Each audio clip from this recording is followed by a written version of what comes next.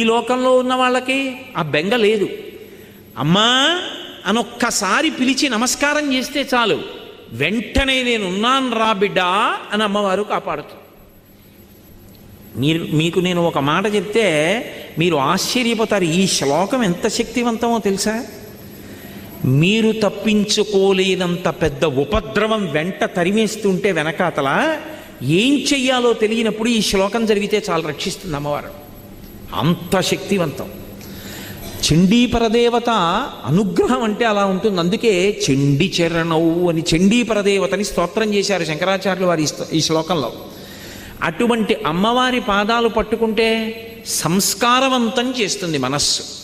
ఇక్కడ మీరు నన్ను ఒక ప్రశ్న అడగచ్చు, ఏమండి ఒకవేళ అసలు కోర్కెల మీద వ్యామోహం పోక, అసలు వ్యామోహం అనేటటువంటిది పోతే కదండి ధర్మబద్ధం చేసుకుందామన్న కోరిక. ఆయన అలా చెప్తారు.